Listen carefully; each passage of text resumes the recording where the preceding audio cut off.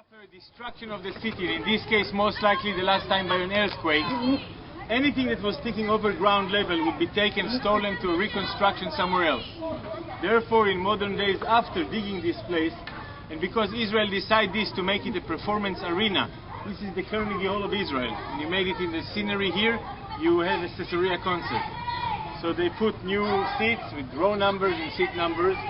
Only the first level is the one that was preserved originally from 2,000 years ago, and a part of the front of the stage, which is all covered with marble. The older cracked ones are the original ones. The idea with this lower area right under the stage is sometimes they would just flood it with water and have water performances. And over here during the Roman period, 2,000 years ago, crowds, families would come here for a full day activity.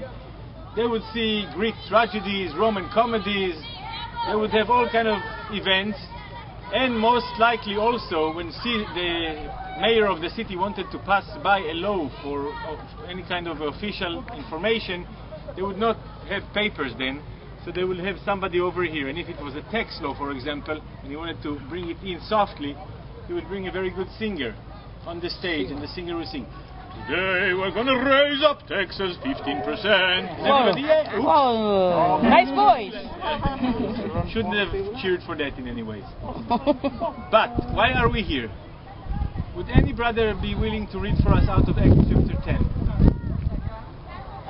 Acts chapter 10. Chapter 10. And it's referring, the book of Acts chapter 10, it deals with a specific event Bible to do dear. with Simon, with Acts. Peter.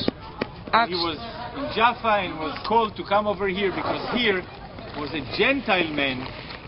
What a news it was back then. Back then no Gentiles were saved. It was, the first church was all Jewish.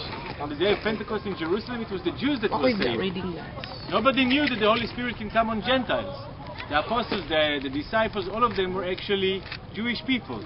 And suddenly, Peter has a revelation in Jaffa about something that is going to happen to him, and he is brought over here to the house of a complete stranger, complete pagan person.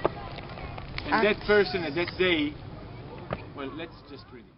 Amazing turning point. This is when the gospel started going out to what eventually became you guys.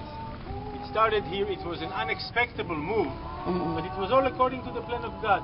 Jesus went up to the cross in Jerusalem for the sake of that God so loved the world.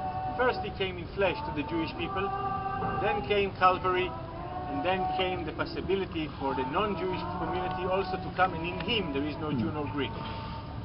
But this very area is where it all started, and therefore it's very significant for us to come and be a part of what took place here in this short moment.